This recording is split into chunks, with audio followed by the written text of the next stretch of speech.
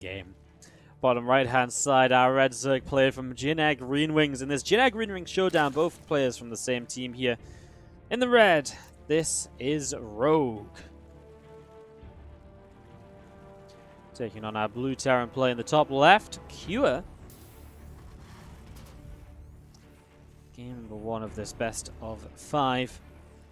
Setting this up to see what's going to happen as we get this ready to roll. So, first game of a semi-final here. The winner of this goes to the grand final. So just a quick recap as to what the players have already earned themselves so far. And that is a reasonable amount of money here. Again, this is like the way that these kind of tournaments work is that, usually we run like around $500-ish tournaments, and players usually play like a group stage and a playoff day.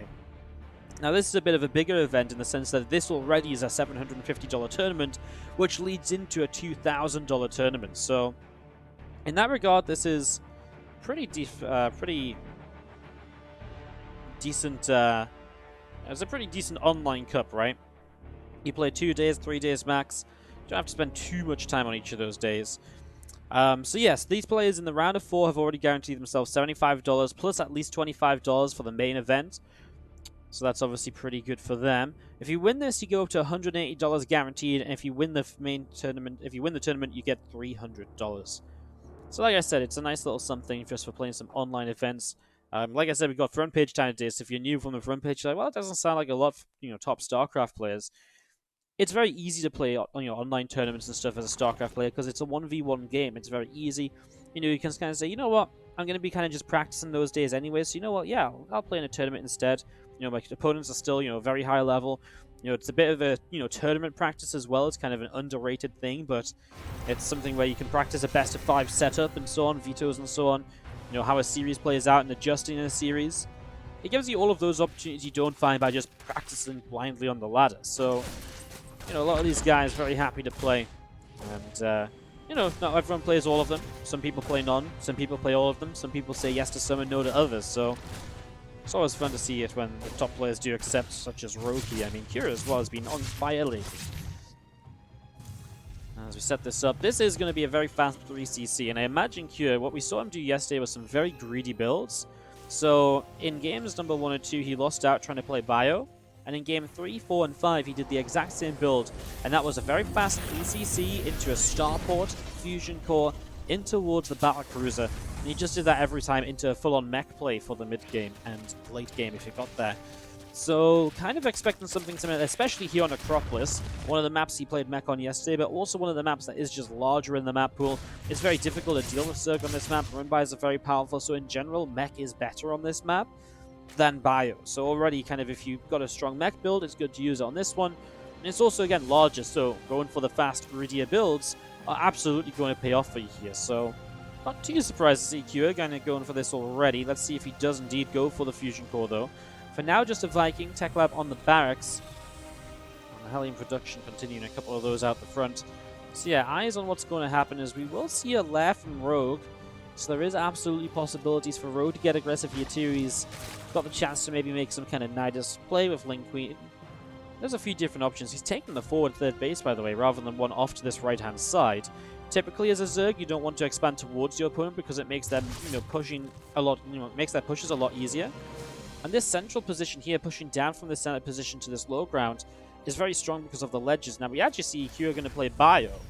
So, what I would imagine he's going to do with this Bio style is probably play siege tanks, and probably play a very siege tank-focused game where he's going to play very aggressively around these ledges and this central pathway, so that the siege tanks can sit up on these ledges and fire away, and it's very difficult for Rogue to do anything about those tanks. So, I would imagine that would be the go-to. It means that playing maybe a Mutalisk style here would be very good for Rogue if Kyo does go for that tank-heavy play, because then tanks don't really help too much. They're a lot more immobile than playing like a Bio Widowmine style. As we are just going to be seeing the Queens pulling back over to the left side, and Viking is coming over, and the Overseer already taking a couple of hits. Engineering bays on the way up. Hellions are going to roast a Zergling there at the front as well. Barracks lifts up, goes to the reactor. +1 attack and armor on the engineering bases. Again, a couple of Hellions and the Reaper. going to be pushed away by those queens.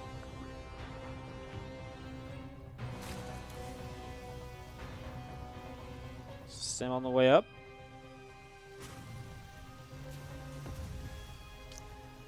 And for those upgrades, as the medevacs come in, you will start to apply some pressure here as Q. You'll be able to drop around the map and pick away at creep tumors, etc. Yeah, kind of interested by his choice of build. Really intrigued to see if he can make it work, because typically Acropolis is one of the worst bio maps. And especially because his veto was Disco Bloodbath, which I feel is one of the better bio maps. So very intrigued. What's the factory building, by the way? Factory's on the reactor, so it's going to go Widowmine. So he's talking about that tank style. It's not going to be that either at all. Man, this is really just like Kyo playing just almost not to the map at all and just sort of saying, yeah, I'm just going to try this out. He may just feel like this is the way he likes to play against Rogue. Now, remember, they're teammates, so you might know that Rogue likes to play purely Ling Bane, in which case Widowmine's absolutely a go-to. Rogue already a counterattack into the third base here, as he is looking to get us around on those Marines. He will stop those from doing much more and will force them to lift up. 5 SCVs down, and now that's 7 actually, as these Lings, they will fall, but I mean, honestly, not bad trade. 7 SCVs for those Lings. Really nice counterattack by Rogue, and that's what Q is going to have to be very careful of this entire game, especially as Rogue plays Ling Bane only.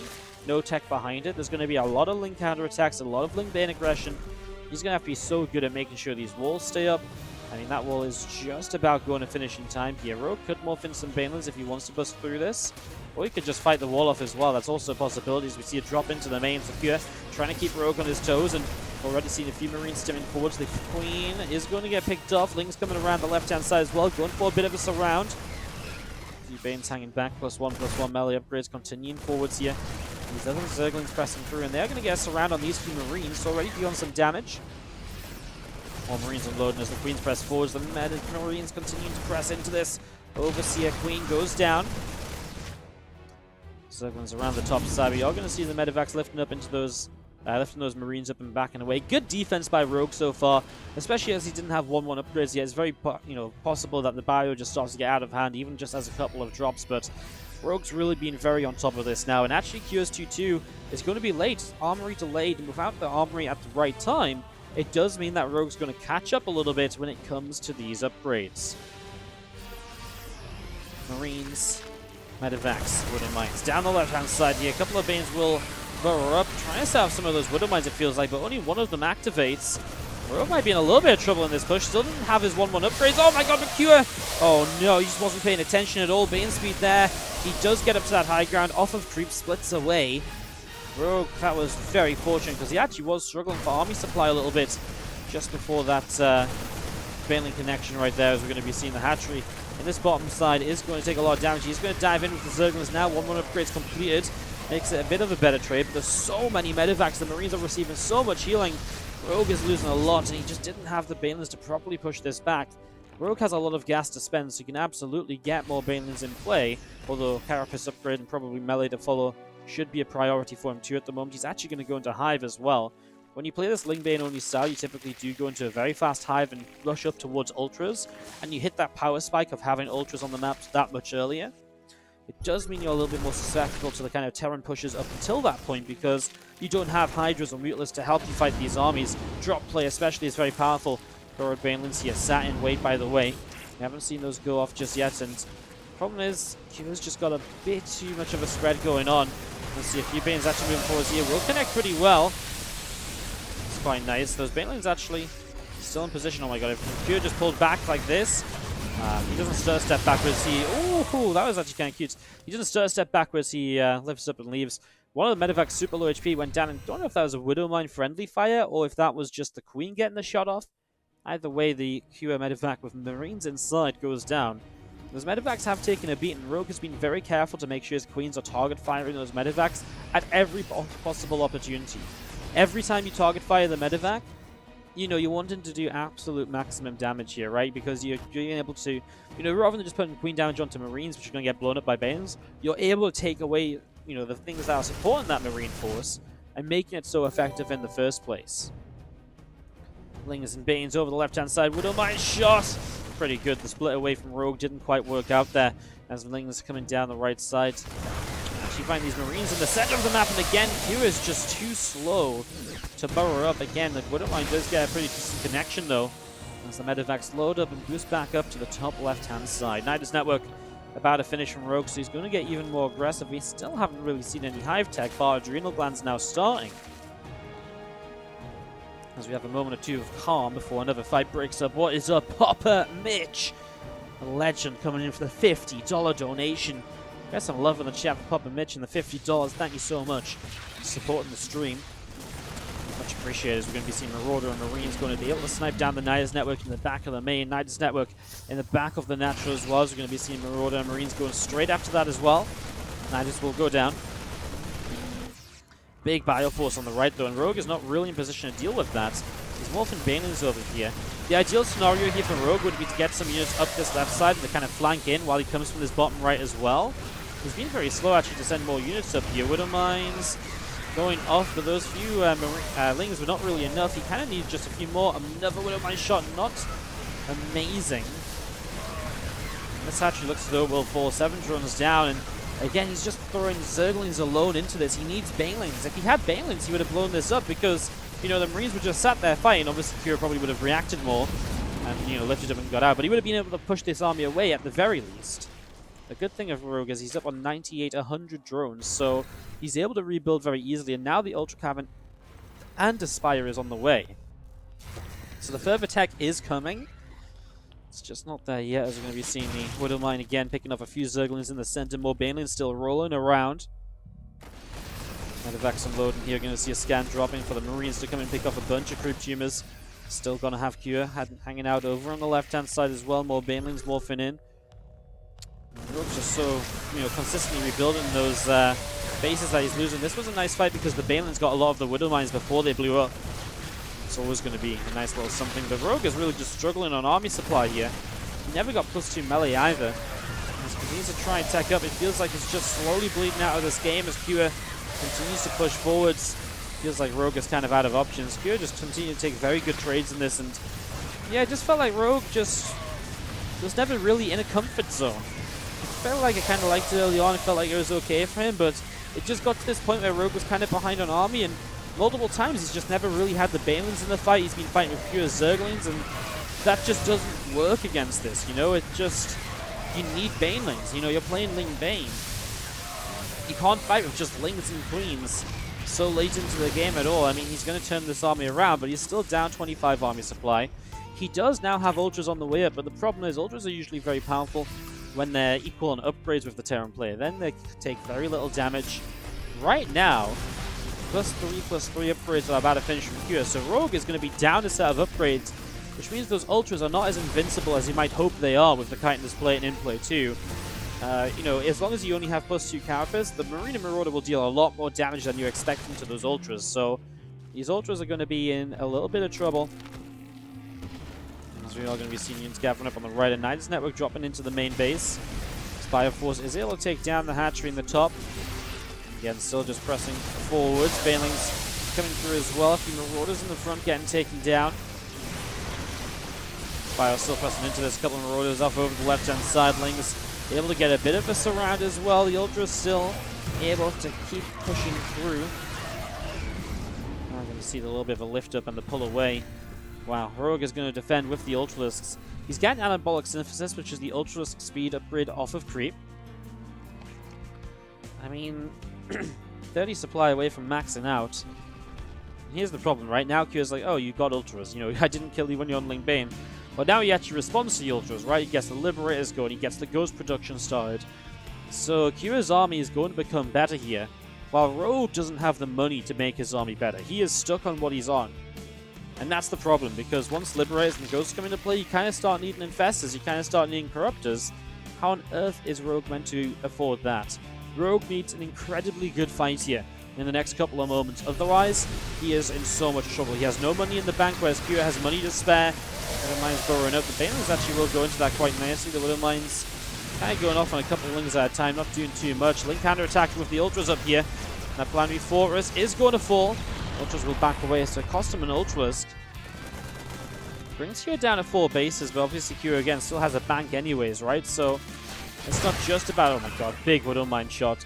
It's not just about, you know, Kira losing a base. It's the fact he already has money to spend anyways. So Rogue is really struggling along. He's really having a tough time. He has been nicest around. Hasn't really found much success anywhere, though. So one of the main base seems to be going unseen. A couple Widow Mines, a couple Marines on the way over. Water Pops, he should be able to get Banelings out of this. A few Lings start to pour out. Widow Mines don't know what to target. It's only a few Lings, but again, only a couple Marines won't clean that up. Ling is ready to hit this topside base, which is now an orbital. I mean, if Rogue can keep denying that economy and keep holding Cure off, maybe there's a way. I just don't see how you deal with those Liberators. There's, you know, Ghosts as well. It should be pretty much nigh on impossible at this point. Ultra gets blown up pretty easily there. The Ultra's on the left-hand side going down too. Snipes lining up, although the Snipe's being cancelled. Not doing too much. This base did go down. Liberator is now cleaning up over on the top side as well. So while 20 SCVs fell, now Rogue is losing this base, and he'd lose 20 drones if the scan came down as well, because the only thing keeping so many of those drones alive is the fact that they're burrowed. So Rogue's in trouble, guys. I mean, I know I've been harping on about it basically for an eternity now, but it is very true. Like, I mean, there's a few Corruptors showing up, not even enough to really be scary here. It's pure Zergling running into this army. Widow Mines, yeah, they do some friendly fire damage, but the Lings also die, and Rogue is down to below 150 supply. And again, all he's really made, I mean, he's making a few Ultras, but there's just no way to fight those Liberators, there's no way to fight those Ghosts. Found a lot of fights that Rogue was not really able to keep up with there. So Cure, our blue Terran in the bottom right-hand side, leads this series. Now, Thunderbird is a much better map for playing Bio on, because playing Bio on Thunderbird, you can, the 4th and 5th bases are just a completely different story, right? You know, a 5th base kind of has to come in over here, so you can push this base up the left side, but also being pretty far apart, you can drop in over here. The counterattack potential from the Zerg is much more limited as well, typically. The only real counterattack they can do is Ling Bane down this right side as well, so it's pretty predictable. In comparison to Acropolis, there's a few extra pathways that can be, you know, the left side's also viable as well, but attacking through this left side, you don't really arrive on a base or anything, so Bio works much better on this map. That doesn't mean he's necessarily going to play Bio. Mech also works here. Let's see what happens. I mean, at this point, I believe Cure could do absolutely anything, and obviously, his first game choice. You know, you got to remember as well, I guess, there's things that we don't know either. You know, when these guys play in-house, because they're on the same team and they practice together, does Cure find that Bio is just that much more successful against Rogue? Maybe he feels like, maybe he knows Rogue is just weaker against Bio play than he is against Mech play. Maybe Rogue's like, you know, a ZvT versus Mech god, you know? Potentially. I mean, let's face it, his Bio, you know, his anti-Bio play didn't look amazing there in the first map. Because it felt like it was going okay, and then it just slipped away for nothing other than the fact he forgot to make Banelings in some of the fights. And he just couldn't seem to keep up with where he was meant to be sending all of that Ling Bane. So we're going to be seeing the spawn pool finishing here soon. Third hatchery over the right, natural drown, so very fast 3 bases. The SCV from Q are going to come across scouting, is going to see the hatchery first, which is nice to know because now he knows he can send the Reaper across without any Zerglings coming over to try and harass his command center. Sees the 3rd base super fast as well. Most of the information, that's just a little bit sad for the Terran because we have seen the meta develop to the point where usually nowadays the SCV will sit around on the 3rd base to block that, to force an unfavorable expansion from the Zerg player, and to also potentially make life a bit difficult. This SCV does choose to mine a mineral patch out when moving home, so is opening a faster attack pathway up through the center. We might see that come into play in the early stages of the game here, so eyes on whether that is going to be utilized by Cure at all. Doesn't quite kill off that Zerg, he did get one more shot on it.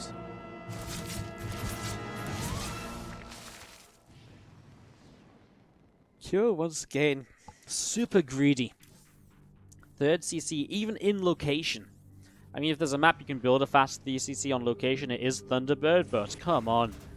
He did this a lot yesterday too. It's like his only it's like he feels it's his only chance against Zerg is to go for a super fast 3CC. No second gas in the main. It means the starport is delayed. It means you can't get as many tech defensive base units up early, so if there was a Roach attack coming, you know, those are the sort of scenarios you can fall in trouble in when there's an aggressive early attack. Roaches. Even, like, you know, a lot of Lings, because you really are just limited. He actually even made a 2nd Reaper. So Cure is actually 2 Reapers is also kind of crazy, right? I mean, that's a lot of pressure you can apply across the map, but it delays the gas units at home even more so. And when you're already building when you're already in the scenario of, hey, I'm only on 1 gas, means he's being very greedy here. And especially the fact, you know, what I find maybe most weird of all of this is the fact he opened up this pathway in the middle. And it feels like actually it's probably Cure who's most likely to fall into trouble here if Rogue was to all-in and cheese. He would not want Rogue to move across the map any faster than he already could, you know, looping around this way, then this way, then this way. So, yeah, I don't know. I'm not a fan of Cure just continuing to be so greedy, but I mean, if it works, right? As long as Rogue doesn't abuse it, then Cure can just say, cool, then, you know, I'm going to keep doing it and get myself into good positions, which obviously makes sense. I'm just worried that, you know, that Rogue can figure out and can start to abuse it at some point in this series, perhaps. Now, just because Cure is being greedy doesn't mean that, okay, the game is done, he's just gotten away with the economy and should be unstoppable. I mean, Rogue's been able to just drone up heavily as well. If you look at Rogue's information, it's pretty limited, but he did get a scout in to see a rough idea of when stuff was building. So he has a pretty decent read and probably knows the 3rd CC was up pretty fast. So just pure drones here from Rogue. He can defend the Hellions very easily with minimal units as well because of the Queens and the ramp. He does have some Lings here, but they are slow Lings. He actually skipped Zergling speed. We'll see if that's going to continue on and be a sign of going into Roaches, or if he's going to actually get that and play Ling Bane. And there it is. Ling speed does start up. I mean, kind of expected in the end. Now, this Liberator might cause an extra complication, because with the Liberator, you're going to have those Queens, which are going to be able to pull back, deal with the Liberator, right? But then it means that the front door is open, and maybe those Hellions can dive by. So, Liberator sieges. There is a Spore Crawler Rogue can relocate. Loses one drone before pulling away. So Liberator now unsieges. Moves to the 3rd. Excuse me. That 3rd base has a Spore Crawler, which is going to move just... Well, I don't actually know if he needed to move that further forwards there. I feel like that was actually a bit of a mistake. This Queen... Sloppy from Rogue. Loses the Queen, loses 4 drones. Definitely not where you want, you know, how you want that to be going, really. You want that to be a little bit cleaner. So, there's a few Queens pressed forwards. We'll see some creep spread going down. So, Creep Tumors again placed out in the front, the 4th hatchery. It's about halfway done as well as 1-1 upgrades from both sides. Yeah, I mean, okay, the Liberator obviously got dealt with. Losing the Queen and a couple drones isn't the end of the world. It just was unnecessary. And again, when you're playing at this highest level of StarCraft 2, unnecessary mistakes can begin to pile up and they can begin to cost you games. So you have to be very, very careful about it.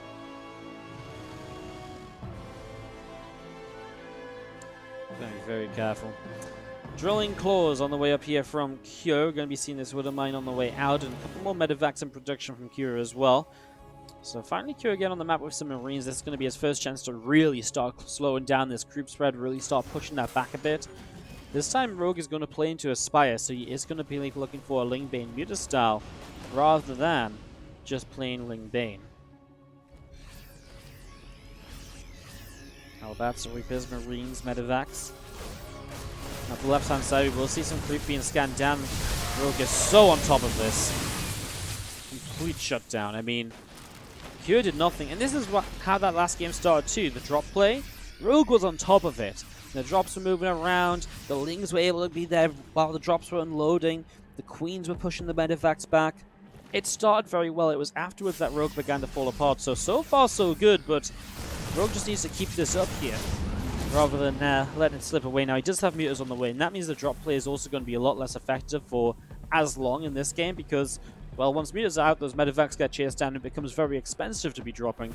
It becomes harder to retain your units to keep those alive. Rogue was very on top of this Widow Mine drop, by the way. He was pulling into this very quickly. Drilling Claws is already done, though. Rogue is going to give up some health on that Queen. We're going to see that last Widow Mine. Rogue has to pull away again. Widow Mine actually gets a decent shot, all things considered. It's going to be a cleanup there. Rogue just a little bit of lost mine time. So good job by Cure again. We're seeing Terrans really go into that faster Drilling Claws nowadays a lot. And using it for the Widow Mine drops. It's a very reliable kind of drop format that can burrow quickly. It's pretty much guaranteed to get at least a few drones, and of course can be disastrous if your opponent isn't properly making attention.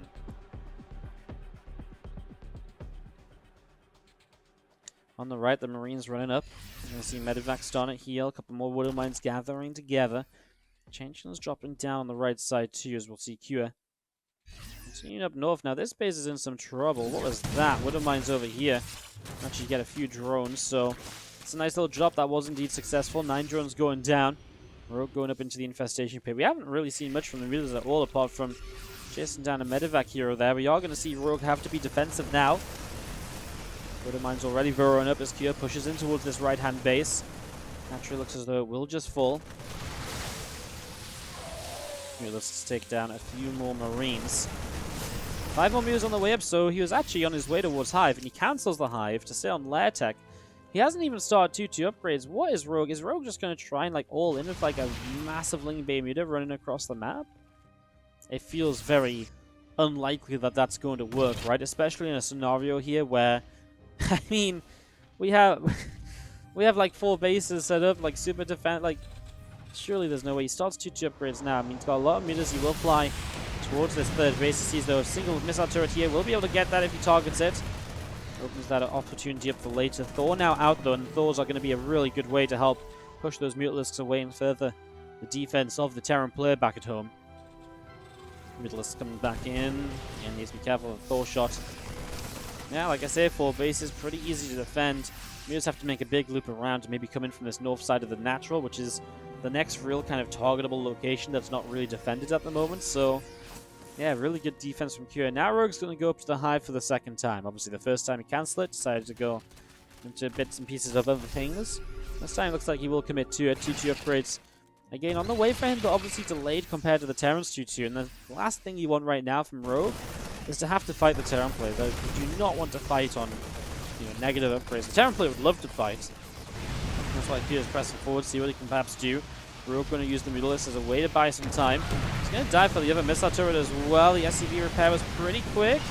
He's actually just going to start getting SCVs here, but he is sitting in multiple missile turrets for 11 workers. Hey, the Mutalisk kind of honestly takes quite a bit of damage there. He's going to try and get that missile turret too, but he still doesn't in the end. Oh god, I mean, 6 meters down. He did kill 14 SCVs. Rogue is again up to 95 drones. He's playing a super eco-heavy game. Like a super eco-heavy game. He's flying in on the left. Those missile turrets continue to set up. But Widowmine there now too. You have to be very careful of that. Could just pick off the refinery to start build, and that would have been an insta-kill with the one single right click, but yeah, misses that opportunity too. Bane's going to go rolling forwards here. The Widowmine shot is lining up, and Widowmines are huge. Oh my god. I mean, obviously as you get to the off-creep stage of this, the Banes slow down a bit, and the Bio can fight a bit more easily. Reinforcements coming forwards for the Terran player, but the Zerg pressing forwards too. The short Thors picked up and brought back. Again, Rogue has this base up here, very interesting when he didn't mine this out. Maybe just somewhere to fall back to more than anything, maybe. I think right now he really wants to keep his economy over here. And this is more of a, oh, well, I'll take it if I can base, because he is on just so many drones. There's a lot of Ling Bane ready to fight this army here. A few Lings and Banes already rolling forwards. And he's getting on top of this. I mean, Widowmines are kind of set off already now, so next wave of Ling Bane has a little less splash damage to worry about, although new Widowmine's about to arrive. Those Banelings going straight up here. This is where we need the split to come in. Good Baneling. Widowmine shots from Banelings in the center.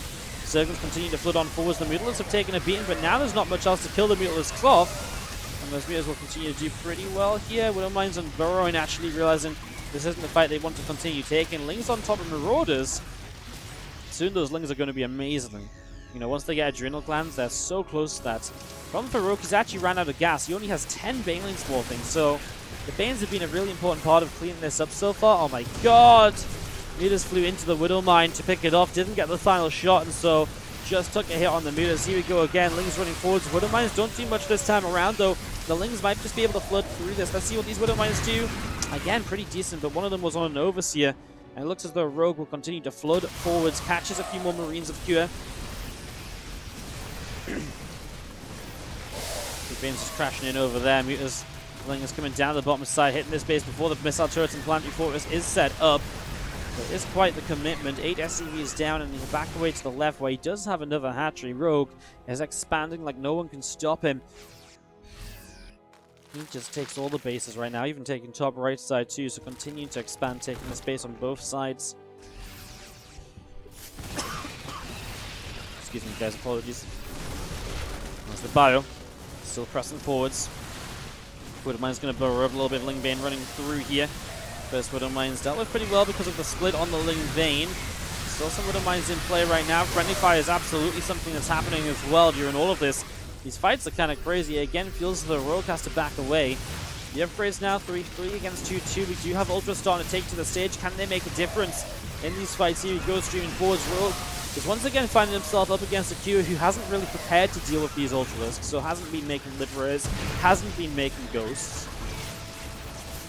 So just continuing down, they will start to clean up a lot of these Widow Mines, and well, Rogue is continuing to push Q back. A real slugfest this one. We're going to be seeing Rogue continue to chase Q down. Zerg is looking to try and pick this off. I mean, surrounds on reinforcing units is obviously great. Another Widow Mine will burrow. That's another good shot on the Ultras. And the Ultras are actually pretty low here as well. Still streaming Lings into this across the map. I mean, these Ultras are so low. Is there any turnaround for Rogue? Turns around now. That's too late. This Ultra is going to go down. That is chased. Could have just pulled it back a few moments sooner. Well, it's going to be dead if Q stims for it. No way does he not stim for that. I mean, one Marauder would have done it. Maybe just paying attention elsewhere because there is a lot going on in these fights. As he gets back to the Queens, the Ultra back up to half. It's one very lucky Ultralisk. And that's 6 supply that Rogue should have never really been able to keep alive there. Pressing forwards, Q up on this high ground, ready to maybe continue this push. Is now starting to add some Liberators into play, but no sign of the Ghost Academy. Rogue's taking some shots. The Ultra's running through here. The Widow Mines. Again, it's pretty back and forth damage. The Ultras are really a front line right now that are not properly being dealt with. And I tell you what, these Widow Mines did nothing at all. And it's the first time I really feel we've seen Widow Mines do nothing. And you clean those up, that's obviously some nice supply to deny the Terran player getting really any use out of it all. Queenslanders and Ultras continuing forwards. That Widow Mine burrowed in the front. We're pulling back over to the left-hand side. Still this bio setting up. Corruptors on the way out. Ghost Academy dropping down in the main base. And the game will chill out for a moment or two here. Cure quite happy to, maybe build up a little bit. He's actually moving forwards pretty quickly. Before, for a second, Rogue wasn't chasing, Cure wasn't pushing in. Here we are again now, Cure on the front lines. Pressing forwards, going to be seeing the Widow Mine shots. Oh my god, those Widow Mines are disastrous for Rogue. It's a lot of damage. 10 kills on one, 6 on another. And they're still alive as well. Ultras on the bottom right, left-hand side. Going for this planetary fortress again. Rogue is trying to deny the economy. He is going to get that planetary, but at the cost of 2 Ultras. Maybe even all 3. All of them go down. It's such an expensive trade out. And again, Rogue's economy is amazing, but he needs that economy to last long enough to be able to get the units up to win this game still, to outlast Cure. Cure sends another base down to the bottom to try and take this 5th location. Finally, Rogue is also equal on upgrades as well, so those fights should be going that little bit better for him. A couple of Liberators sieging up, bio pressing forwards. I mean, it's not a crazy Terran army. It's mostly the Widow Mines when it comes to tech units, so an army supply difference is, somewhat playable, I want to say. Plenty more Banelings moving in at the moment. Rogue has the counterattack down here again. Lings this time are going to surround units trying to protect this position, and the SCVs have to pull away. This is nice. If Rogue keeps Cure off a 5th base, Cure will be mining out soon. The 4th will not have much left on it. Already down to only 5 patches from the initial 8. Okay, let's press forwards here. We'd like to maybe see a couple Lings leave the charge. I really feel like a few just, Widow Mine shots going off on Lings would have been nice. Problem is now we've got Corruptors that just clean up the Liberators, yes, but there's no follow-up, there's no ground army to take down this bio, so now Rogue's going to lose his forward base. The Circles over here being cleaned up by Widow Mines of all things. I mean, more Banelings wolfing in right now. There's not a lot to support this bio though, there's a couple of Widow Mines and that's about it, so if these Widow Mines don't do a lot, oh my god, they pick up the first wave of Banelings. Ultra running forwards as well, Corruptors are getting rid of all the medevacs in the sky. Corruptors have done a really good job now, but now they're kind of dead weight. I guess they can soak up a Widow Mine shot here and there. Another 2 Ultras about to hit up the map. And it's only really bio with no real support. No Widow Mines. I mean, 4 Widow Mines. No medevacs, no Liberators, no Ghosts in play. And I think Rogue has just about lasted out as long as he needed to in this game to find the victory. Bio pressing forwards, this base starting to fall. Rogue finding it difficult to get on top of this. Widow Mines are scaring him. He's just going to give the base up. He does have the top right and the center right side. So he doesn't necessarily need to defend that left base if he feels it's a bad fight. The problem is, this base is very easily attackable from a push up from the fourth. So as the Terran player, I mean, this is amazing. Ling's running by. They're going to find Marines and Marauders. Widowmines are burrowing up. And we are going to be seeing Rogue just picking off reinforcements here. I mean, these are very efficient trades compared to what we've been seeing. Resources lost, 47,000 to 35,000 lost here for Rogue. I mean, Rogue is so far behind, but he's been mining so much more. Look at this income graph, dominated by Zerg. Again, the bigger problem is truly just the fact that Rogue has been, trading badly, but mining more. I mean, it makes it look close, but, it makes it look kind of rough and steady, and it's been all over the place, put it that way. Well, right now we do have Rogue setting up spines and slowing it down a little bit on this forward base, so... Problem is with slowing it down is now this base comes up from Q and he has a whole new base to... Well, not new, it's been mined from before, but he has, income to work with once again. Now that's okay as long as Rogue maybe stops the 6th base coming up and keeps expanding like crazy himself. But he has to do that. It's very important. I feel like he can, because honestly I don't think this army from Rogue is really that good anymore. Sorry, from Kira is that good anymore. It was good when it was bio only against less ultras. It was good when it was, getting some liberators in play. Now it's really not great. And while those Widowmine shots were probably the best we've seen, it's just not enough. The Bane's rolling in there. This planetary force is going to fall. There's only a couple of units over here. These ultras should be able to take those down again. Another base has dropped, and that's GG. Rogue will tie this series up 1-1 in an epic. Rogue and Q are tied up 1-1. Hello, everyone. So good to see you. This is our final day of the WardiTV Summer Championship 2019 Korea Regionals. And in the top right-hand side, in our first semi-final, the red Zerg player is Rogue. And the bottom left-hand side, our blue Terran player, Q. As we get this set and ready to roll. The winner of this tournament takes home $300, and of course, best seed going into the main tournament, which is a $2,000 event. As we set this up, we get this rolling. To see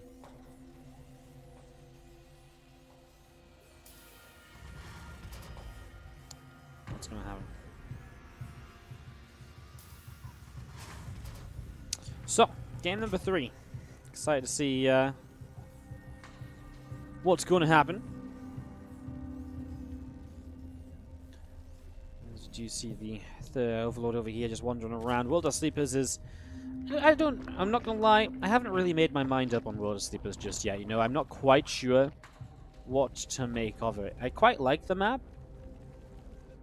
Really intrigued to see what the players go for here. Interested to see if Q chooses bio or mech. Especially now that he's lost, one game with the bio play.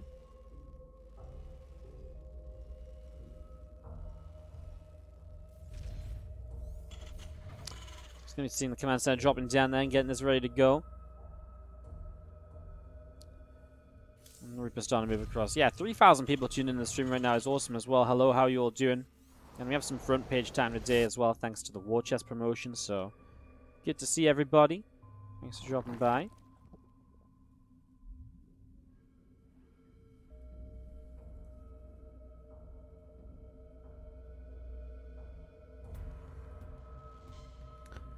Good to have you with me, as we do have the Reaper from Q heading up to the top right-hand side.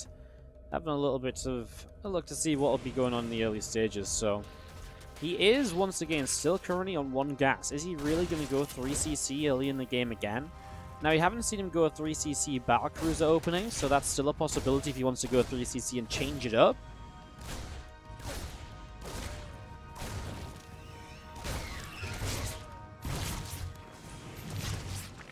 Drones go down. I mean, a couple of Lings go down, sorry, and still looking for a drone. Guess that one alone is a good grenade, but won't be able to do much else there as we see Zerg speed is just about halfway done. Third hatchery is over on the right-hand side as well. Overlord continuing down to the bottom. Starport coming in on the main base here. Barracks moves over off of the reactor and will land over to the side as we're going to be seeing the factory on that reactor as well. Getting set to roll. Zerg and Speed going to be finishing in a few moments as do you see the drones continuing up at the moment. So drone production continuing, the command center number 3 in the main. Man, he's really just going for this again. Let's see what happens. So the barracks building a tech lab. Let's see if the starport goes to it, because this time the starport could go straight to that tech lab. Pretty much. Rogue is going to go for a Rotron. This is where Cure's build falls apart a little bit, because it is very punishable. And I mean very punishable. If Rogue's going to commit to a Roach Ling attack, Cure's going to have basically nothing. Let's see. He's made space on the tech lab, and we'll build a new tech lab with the barracks. That means you can build a siege tank potentially from the factory, or maybe a Banshee from the starport. Either of those would, of course, help against a Roach Ling all-in. Here's me again, all excited to see what happens on this map, and so far it just looks like we're going to have an all-in. A Banshee is really good here, though, for Cure. Like, really good. Cloak, Banshee, boom. Really good for Cure now, because the Banshee will be able to clean up these roaches eventually. Now, eventually is the best word, because Rogue will get some damage done with this, no matter what. There is not even a wall off here to slow this down at the moment, and roaches are starting to walk across the map. So here we go. Rogue getting aggressive. Cure going to be on defense. Now this Banshee, oh no. That is bad if the Banshee's rallied off to the wrong position, if it goes over to the right. And the one thing that's very important here that's probably triggered Rogue into doing this is he killed the Reaper. And by killing the Reaper, Cure's not being able to re-scout what's going on. He's not being able to confirm what's happening. He's actually completely blind as these roaches arrive on his side of the map. So the first roach is wandering forwards now. Cure sees this. I mean, well, at least the Banshee will not rally down the bottom side and instead will rally forwards. The other problem with the Banshee, though, is that the Zerglings are very good, because the Banshee doesn't really do much against Zerglings. Those three roaches are actually going to be baiting this Banshee up north, while the other units will come in. The Banshee not being on the Ravagers is really nice as well. The Lings want to try and keep themselves away from Hellions until we see the Ravagers having dealt with those. I don't like that so much. It feels like those Lings are kind of going down. Now, there are more Lings in production. If I was the Ravagers, I would absolutely try and corrosive bow down this Tech Lab. Tech Lab has got to be a priority here. Stopping Cloak would be huge, but he doesn't stop Cloak. That means the counter-attack potential of these Banshees is absolutely huge. Ravagers morphing in on that ramp means more Lings can keep streaming in. The Cure cannot currently wall off this area. Stimpack denied now. SCV can't continue to drop. And Rogue here in the main base doing a very good job of continuing to clean up. Hellions continue to pop out. Corrosive Bows on a Banshee, but Banshee will move out of the way. He's now going to clean up a few more Hellions, allowing the Lings maybe to get a few more SCVs as they go in towards the mineral line. And Rogue droning behind this. So Cure kind of feels like he probably has to do some damage with the Banshees. I'd say this was pretty effective from Rogue. He got some good damage done in the end. Even gets 3 more SCVs on the natural. It does feel like, yeah, the Banshees have to go across the map and get a little bit of something done. Cure, he's playing Bio, but his Stimpack's delayed too, which means that he's going to be so tough to get any sort of aggressive attack going on. Now, he is on 3cc, and that's why his worker count is only at 41 I say only, is still at 41 SCVs despite losing 20 workers. Resources lost is better for Cure than it is for Rogue, but Rogue has started to mine a lot more because of the droning that he was able to get going on during that game, and obviously SCVs pulling back, not mining effectively at that time. Banshees into the main, we're going to be seeing the Spore Crawler able to push the Banshee away through the top side. Spire setting up in the natural expansion as well, so getting that rolling. Laird's already up, so really good defense here, and he's going to go into Rogue. Aspire now as a follow-up, but he's taking some damage. I mean, losing this Overlord will supply block himself for a moment or two. And his Banshee's able to pick up a Creep Tumor out the front as well. More Zerglings gathering up between the natural and the third base. 1-1 upgrades coming in from Cure. So setting up those 1-1 upgrades, Queens continue to push down the right and really chasing that Banshee down. So Banshee taking quite a bit of damage. Both of those Creep Tumors setting up out the front, as we're going to be seeing the Viking here is going to be able to take down this Overlord. Nuh-uh! I lied to you. Transfuse is good, and that will defend it. Viking pushed away. Viking up on 4 kills, by the way. It's pretty nice as well. Rogue does check and sees the 3rd CC in position. So Muta's on the way out. Stim is just about to finish rebuilding. I mean, obviously losing Stim now has a 20-second shorter research time, so it is going to rebuild that a little bit faster than it would have used to. Still, obviously, not good to lose Stim, right? Well, 8 Mulisks coming into play. The Mutas did pretty well last game, honestly. There was multiple times they hit a mineral line and were able to trade out very well. Team Manivacs from Cure boosting up into the middle.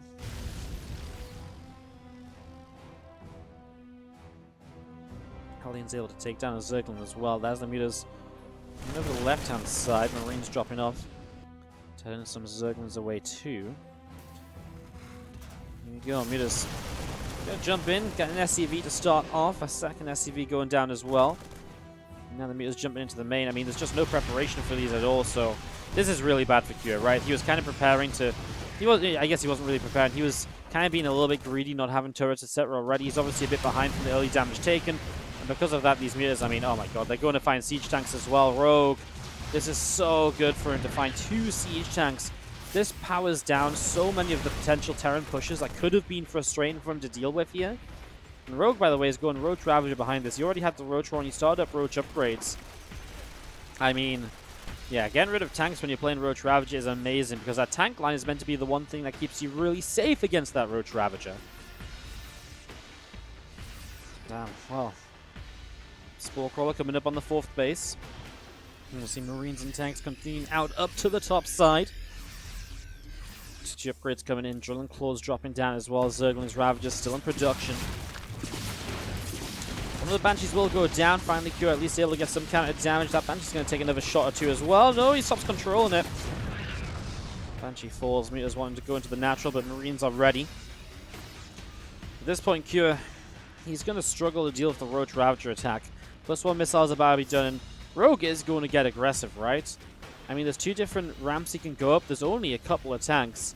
The problem is if you can pull the, units out of position one way with the Mutas or the Roaches, the Mutas/Roaches can then go the other way, right? So a lot of possibility as we do see. It's like corrosive battle on absolutely nothing. Rogue going to take down these rocks here, opening up the map for himself a little bit. The last thing you want is a Terran player to park up siege tanks here and have a good push down this ramp with siege tank support. So cleaning up rocks like that is kind of a natural progression at this stage, as we're going to be seeing a lot of upgrades coming in still from Rogue. Also going into the infestation pit, so continue to tech up. Marines will run on in to push those Mutas back. There's the Ling Roach Ravager heading down the left. So like I said, if you can pull units out over to the right, I mean, Q is actually setting up to take a 4th base here, so if the units actually hit the natural, that'd be problematic. And Rogue actually sees there's nothing on the natural. Maybe he's afraid of the push coming across, but he doesn't see it, and it is just because Q is parked out the front on the 4th base. As long as Q is parked there, Rogue shouldn't be too afraid. He's got Bane speed coming in. He's in no rush to push. He is behind on upgrades again, though. I really feel like there's been a few more opportunities for these Mutas. Maybe we've seen this natural undefended. You could pick off these depots. You could open up that wall off. That allows for run-bys. That just forces the Terran to lose a depot or 2, right? It's just damage you can get done. Mutas are going to get, they're going to go straight for that missile turret here. Not going to get that. There's only a few Marines nearby, so he'll pick off a couple of those as well. Mutas now pulling back. Good micro from Rogue. I mean, Muta control is one of those skills you really have to work up on as a Zerg player. As we see, Marines are going to find these morphing Banelings. Banelings do have now Baneling speed. Corrosive Battles coming down. Corrosive Battles maybe should have saved themselves for the siege tanks. Bit of a mistake to not save themselves for the siege tanks. Rogue, he can push back a little bit. His extra Baneling's now morphing in. He is getting the Mutas to start coming forwards, but there's too many Marines alive for the Mutas to really join into that fight. Yeah, and Rogue's been mining so much more though, so his reinforcements are screaming out while Kira is struggling along a little bit. Now he's going to get rid of those siege tanks here. The Bane's still in a bit of trouble. Rogue could absolutely do with morphing in more Banelings on this front line. I mean, it's just the siege tank count is gone, right? So continued Roach Ravager. I mean, we actually see Widow Mines being made, but as long as more Roaches and Ravagers keep coming out, that could be pretty powerful too. I mean, Rogue in the end has actually gone into a lot more Lingbane here, so Widow Mines probably the right choice. Rogue is maxed out against a 150 supply Cure. Rogue is still looking very good at the moment, though. The problem is Cure's had nothing across the map. I mean, now he loads up this medevac to go over, but even if you do, if you drop and deal damage, look at all the creep spread Rogue has to help defend. He sees everything coming from a mile off. He's got, a ton of Lingbane over here, which will actually see this medevac as well.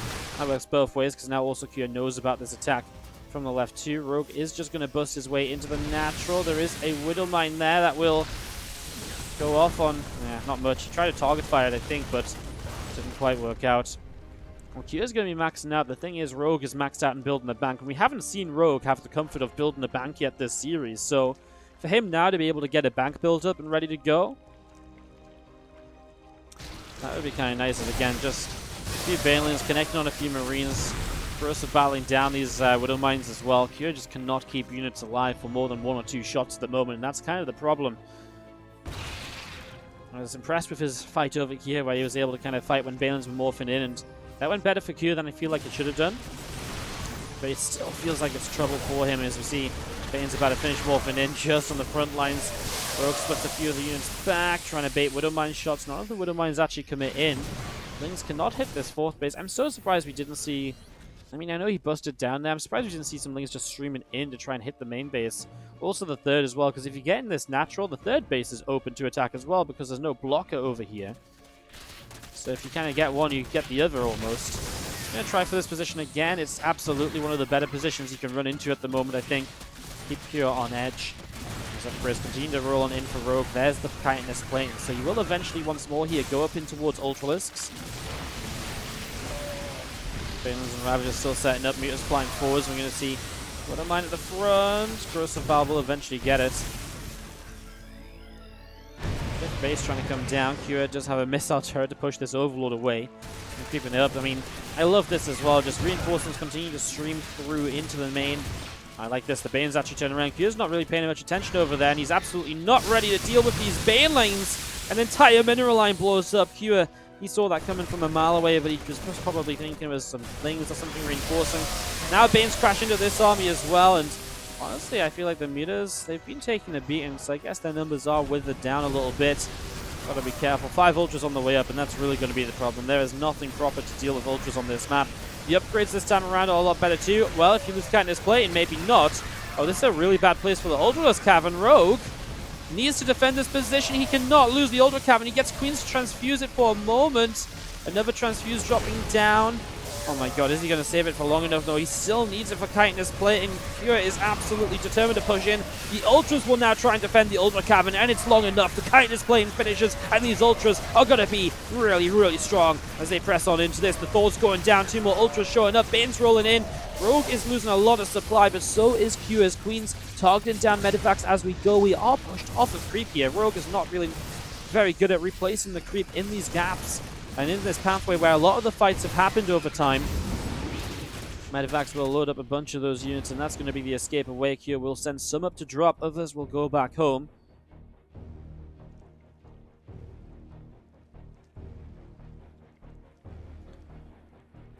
Viper's on the way up, and Bold Synthesis as well. Intrigued to see what the Viper's job will be here. There's no siege tanks in play, right? So it feels like the Vipers are not kind of the immediate go-to that you would usually expect. 50 more Zerglings on the way up. Kira's really making this power up a little bit. There is some Banelings burrowed here from Rogue. I'm not sure if he even remembers that he has them there yet. Do you have any Wheelers left, or have they all gone down now? They have all died. Just thinking if there's a way for them to maybe bait some units back over these Banes. The problem is these Banes, the idea is good, but in practice, it doesn't really work, right? Because when do you see a big chunk of Marines walking out of this natural wall of, like, reinforcements come a few at a time, right? So we see Bio pressing around the left. We see Zerglings from Rogue darting forwards, and they're going to go towards the main base, and passing by already. Going to be able to jump onto a few Marines and Marauders there as well. He's going to burrow up in the main. At least just forces a scan, right? Anything you can do to slow Kira down. Kira, who's up on 5 bases that we never really thought we'd see from him in this game. And Kira with a bank that really felt like it was an impossibility to get to. So Kira's played this out well. We're going to see Lings, Banes hitting this base down here. Ultras GM kind of feel like if the Ultras committed down, probably could have got this kill. As it stands, I don't think this Planetary Fortress goes down. Oh my god, not quite enough SCVs to repair it. So 5th base from Kira is lost. He does have a base over here that can't land. It's its main base orbital relocating. Obviously not good to have orbitals on those positions though, because the Planetary goes a long way to stop Ling-based run-bys hitting that mineral line and being extremely successful. Parasitic bombs from the Vipers on the Medivacs. You can see the Banes and Ultras pushing this army back in. Ultra flanking in. Oh my god, the Medivacs are going to load up. The Parasitic bombs fade away just before a bunch of those Medivacs go down. My god, that was a clutch escape if we've ever seen one. 3 Medivacs that are super low. Parasitic bombs just faded as the lift up goes down. Rogue continues to press forwards here. Not sure if that's a fight he really wants to take. He doesn't have many Banes. The Ultras will have to pull back. Plus 3 melee, only just now finishing. Rogue really has had an issue with upgrades this entire series so far, honestly. His drones will be pulling up from Rogue to mine in that top left corner. Bio continue to pull back here. Well, Kyo's still keeping in this, isn't he? He's got a lot of gas, by the way, Kyo, but really just struggling for minerals. Still just playing such a bio-heavy style. Another set of parasitic bombs on medevacs. I mean, they're all clumped up. They're all sticking together. If these medevacs die, oh my god, Kyo, no, what have you done? 3 of them survive on the slightest slivers of HP. Using medevacs is really expensive here, though. You do not want that to happen. Because rebuilding medevacs is just expensive. I mean, yes, he's got the gas, but even minerals are just for him right now. He's meant to be on a medevac count that you just sort of sit at and you don't have to replace. Single Zerg into a mineral line, sees this as an orbital, so now Rogue knows that's abusable as well. We haven't really talked much about external bases of Rogue because Q hasn't had pushes onto them, but Rogue has bases around the map, which will keep that economy rolling strong for him. Ling's Bane's Ultras and Overseer is going to be pressing over the left-hand side here. A couple of Wooden Mines going off. Ling's getting picked away. Ultras pressing forwards. Going to continue to go after a whole bunch of this bio. Rogue just dodging on forwards and just has too many Ultras. It's only bio, and eventually when the Ultras are able to get on top of it, it's going to be too much. Rogue wins another.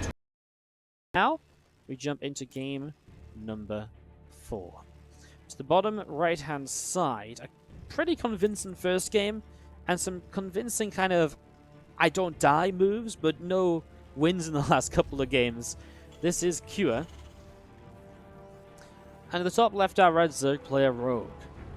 The problem in that last game for Kua was because he was behind earlier, he couldn't transition. So while he was staying alive, while he was doing a very good job of not dying off, right? He was able to keep up the pressure, he was able to keep on attacking, he was able to, you know, keep up in supply. His army never got to the stage where it was meant to be to deal with Ultralisks. And he never had the Liberators, he never had the Ghosts to comfortably clean up higher numbers. And once Rogue got there, that's why Rogue was able to shut him down. Rogue on match point now, looking to move to the WardiTV Summer Championship Korea Regional Finals. Last year, Rogue had a real disappointment when it came to the Summer Championship in 2018, our first year of running the tournament. In the top 6 of the tournament, which was our main event playoffs last year, he faced off against Denver, and in a complete upset, lost the series 3-2. And that was the end of his run, and he was absolutely the favorite to go ahead and potentially win the entire tournament. In the end, Reynor went on and won that in the end, so yeah, it's kind of, you know, Rogue coming back with a vengeance. I think he wants to take this one down, you know? I think he wants to take this one down, I really do. Okay, well, as we set this up, Rogue sending a couple of overlords out around the map. Command center from Kua will drop down. Is Kua going to play a very fast 3cc once again? Rogue's already playing a very different build, by the way. Gas pool opening into the hatchery. And he already has not just link speed on the way, but he's still mining gas. So Rogue's looking to be very tricky here on Ephemeron. Whether that means he wants to take another aggressive, you know, route or so, I'm not sure. Let's find out as Kua does take a second gas. So finally, Kua isn't going for the fast 3cc.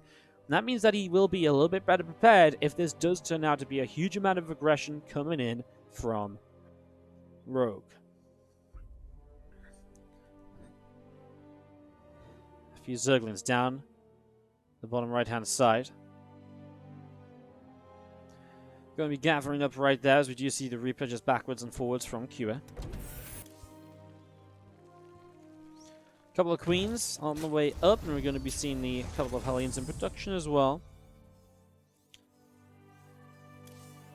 All calm for the moment. Rogue does have that gas to work with, mind you. 100 gas in the bank. It's a lot more than he needs if he just wanted to go Nubitaz Carapace. Never really did much with these Zerglings, by the way, because he knows the Reaper has just been staying at home so safe and so sturdy. Link speed completes. So yeah, it's a pretty fast link speed, but won't do much with it. And in the end, he is just going to get Nubitaz Carapace, so as Kua comes across the map to really scout for the first time here, he never SCV scouted on this one. Sees the third hatchery dropping down. Sees the timing of it is kind of a bit later, so we'll know it's a faster link speed, and we'll know that therefore link speed will finish soon. So he is going to be we are going to be seeing this Reaper kind of pulling back down to the bottom side, right? And he wants to join up with the Hellions, because when you see that third hatchery at that time, again, you should know it's most likely going to be something kind of aggressive and... Oh, not aggressive, but again, like Ling speed earlier, so he just knows the timing of Ling speed, so better to keep that Reaper alive. This is a hellbound attack from Kua. Armory on the way up in the back of the main base.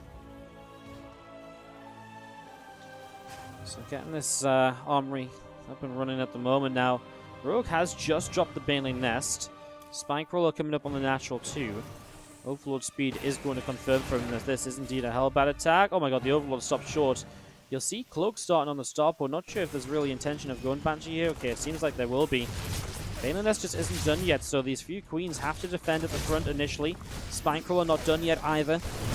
Rogue really is just going to be in full-on defense mode for a moment or two. Bane Nest still not quite finished. Oh man, loses a queen trying to target down the medevac. Is Rogue just dead to this? And Banelane Nest finishes up now. Drones in some trouble across the map. A Ling counter. This way doesn't have too many Lings there. He does kill 7 SCVs, so this kind of puts the pressure onto Kua a little bit to actually get some damage done. But oh my god, those drones were stacked. Can't believe they survived. Queens. So we'll deal some good damage. More Lings on the way out. The Lings on the other side of the map, by the way, are now killing the supply depot. They're actually starting to get this orbital if Kua doesn't pay attention. Hellbats into the main base. Banelings are on their way over. They were on the low ground. Now the drones are in some trouble as a couple of Hellions come in. And Banelings will actually get pretty good connections. Can the Queens clean up enough? The Hellions still chasing down, and it looks as though Rogue will defend against this. Oh my god. This CC so nearly died, by the way. 60 health left on it. 10 drones, 10 SCVs. Cloak Banshee's coming across now, though, and Rogue has to respond to that. He has no detection at the moment. He's only just started spores. It's too late. He's going to lose more drones, and he can't afford to lose more drones. He's going to be in a very weak position. If he'd killed that natural, different scenario, but as it stands, looks like Kua might just end this game here, because as he wanders in with this Banshee, I mean, what, Rogue's going to lose 2, 3 workers already. Queens do come into position to push that back pretty quickly. Oh, another Spore Crawler actually is going to get that Banshee, so only 3 drones, but he's still down a little bit. Still feels pretty good for Kua here, as we're going to be seeing more Banshees in production. We might be seeing something a bit more kind of mech focused this time. Just continue with those Banshees, so I guess we'll find out soon. New Banshee on the natural expansion now, going to find 2 drones as they pull away. Queen stuck on morphing Banelings at the moment as the Banshee on hold position. Hold position is smart because it means that it doesn't chase the drones past the, to the point where the Spore Crawler can hit it. He's going to try and dive the right-hand side, so looking for even more worker kills. There's not a lot of Lings up. There's quite a few Banelings, actually, and they will try and be the answer here. And actually, they do get the connections. Hellions cleaned up, and Rogue will continue to survive. My god. Well, this is pretty crazy. Rogue continuing to survive at the moment here. Clean up his opponent's units. Wow. Just imagine that CC had gone down. Kua was just a few seconds away from realizing that. If there was like a couple more Lings or so. The Lings actually, some of the Lings killed a depot over here. If they actually just fully focused the CC, might have gotten the kill. Then again, he might have just left this. Kua might have been paying attention, left the CC down. There is the possibility, like Kua knew and he was leaving the CC down because otherwise he would have lost depots instead. That's a possibility to think about as well, but I really felt as though with the way he like lifted it when it was on 60 health, he just looked back and he was like, oh my god, that's still dying. Alright, well, the game will slow down a little bit. Kua will be ahead on upgrades once again as Rogue's Evo Chambers are only just starting up. 4th base in the top right corner. 2 Banshees together, finding some more drones. 3, 4. Nicely done.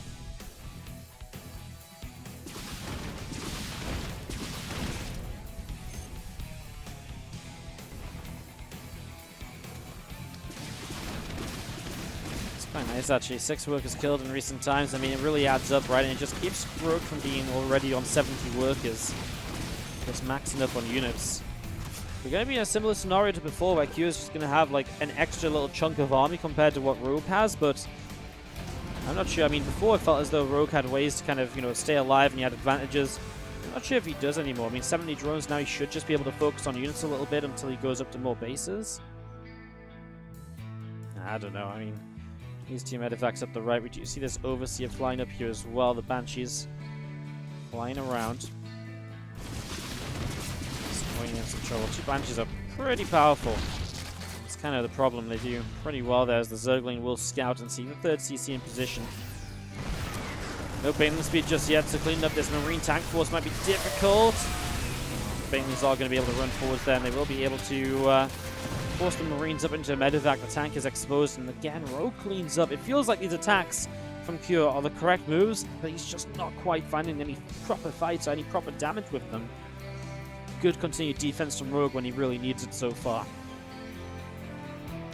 Now you see 2 medevacs, Marines in the tank over on the right-hand side, and Overlord here going to be taking a bit of damage.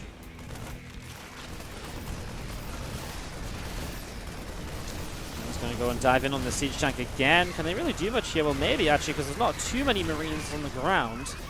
1-1 upgrades, though, make those Marines super powerful in this scenario. At least he's getting rid of the tanks, because the tanks on these ledges are obviously very, very powerful in this choked up position, etc. Bane speed is done. 1-1 on the way in still here from Rogue. Not sure if Cure can fight if he doesn't have splash damage, and his next tank is all the way down over here. Oh, Rogue's actually going to go for this. He's going to press forward. He's got the surround, and a couple of Banelings did connect before Cure had picked up there, so yeah, Rogue is going to be forcing Cure back. Tank lifted up as well. Wow. I mean, Rogue has to take the initiative here, I think. If he just lets Cure get in position and lets Cure start off the fights, Rogue would be in trouble. Now, we do see 2-2 from Cure. Rogue has the money to start 2-2 of his own. What he also has is Burrow in a moment or so. If he can use that Burrow to shut down a good chunk of Marines, that could be the momentum builder he needs in a fight, right? Boom, you know, you take down a good chunk of Marines, you jump on an army. Everything can change in a moment. Scans ahead, though. Cure's been extremely cautious at the moment. Some of the Lings are going to go peeling around the bottom side, looking to flank in. Second tank isn't sieged yet, so if there's a time for Rogue to go, it would be kind of right now before this tank sieges. He doesn't know there's another tank, though. That's the problem. He's missing a little bit of info. Here we go. He's going in. The tank didn't siege just yet. There's a few Banes on this side as well. Siege tanks do target fire down the Banelings. Tanks go down. The problem is there's no Banelings left over to fight against those Marines. Marines look as though they might go to the high ground here. Cancel his 5th base. Rogue also expanded way off to the left, but there's no creep spread over there, so it's going to be so difficult for Rogue to truly defend that position. Drone goes down. This hatchery will fall. More drones being picked away at here. Brutal's going down. Zerglings and Queens continuing to press forwards. Bane's continuing in as well. We do see Rogue just kind of deciding if he wants to fight this or not. He is going to go, but he's off of creep, of course, so the splits from Cure will be pretty okay. Rogue is going to clean this army up, though, in the end, and he is starting to pick away at some of these medevactive Queens, too. Reinforcements in the center of the map are kind of a little bit haphazard, and so Cure loses a few of those. Rogue able to make some pickoffs. 2-2 about to finish from Cure, and it is still a bit away from Rogue, who's now starting the Infestation Pit to move into the Hive Tech.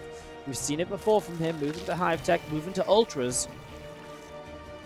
Cure not given this series up yet, and Rogue is definitely still on the ropes. We haven't talked much about Cure's bases. Again, all the action has kind of been on the upper left-hand side.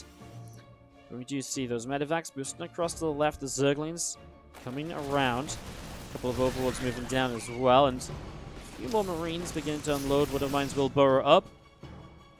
Hive Tech on the way in on the main base. Bane's rolling over here. Widow Mines. Rogue has to do some very good splits here, and he does some very good splits, to put it simply. Leaves one Widow Mine alive, though. Slight mistake, but he just didn't have the Overseer quite in range. Now, Hive is coming. These Zerglings looking to come in from the back side of this. Okay, that was just a miss rally from Rogue, a misclick. Pathing not really being his friend there. Yeah, this base, I mean, Rogue has no real intention of keeping that alive, I don't think. He doesn't have creep over towards it. Yeah, he was defended for a few moments, but like I said, I don't think he's too upset that it, goes down. His Lings, mind you, tell you what, are doing quite a lot as they run by, shutting down a lot of reinforcements. The siege tank as well will drop. We'll see. Fury's not really building too many more siege tanks. He's been switching into Widow Mine play. Rogue, he'd held position right away there on the Zerglings. He would have gotten a few SCVs. Now he does. Oh my god, he's got Banelings on the ramp. Oh my god, if Cure walks down that ramp with his army all together, did he notice that there was Banelings there? Right now, he's locked his reinforcements into the main. If Rogue can just pull the army back over there one more time, those Banelings could be deadly. The Baneling traps. We've seen Cure so good at kind of scanning ahead when he's been getting to Rogue spaces, but can Cure figure out that there's Banelings over there already? Now we see some Banes running down this way as well. This is a planetary force that's just coming up. Mule's here. SCVs are very likely to go down in this as we see Rogue position to deal with the push of Q. And now over the right-hand side, there are those Banelings crashing in for 8-10 workers killed. And again, Q taking hits to the economy while Rogue stays strong on the eco. My worry for Q is that we've seen him kind of lead with much better army supplies before in this series and been unable to close it out. And now he's obviously in a bit of a tougher scenario. The army supplies not as favoring him, but that was some very good Widow Mines, and the Widow Mines didn't fall. You've always got to remember, if Widow Mines don't fall, it does mean they'll get a second shot off potentially. Here we go. Now, though, we see Lings and Banes pressing forwards. Rogue trying to take advantage of the fact that Widow Mines are on cooldown. These Marines up here just didn't die, by the way. Just fighting some Zerglings and doing a very good job of it. Again, Rogue is struggling to get the Banelings up that he needs, really. 10 more Banes morphing in. He could just do with so many more. This base is in so much trouble. Those Banes are going to get cancelled. Rogue will just pull back away and maybe morph Banes in on the center of the map instead. 12 drones going down. This top right side is a massacre, as we're going to be seeing. Apparently some Banelings went off over here. A couple of Widow Mines going down. We are going to be seeing the Zerglings. Just a huge counterattack for Escua. What's he going to do about that then?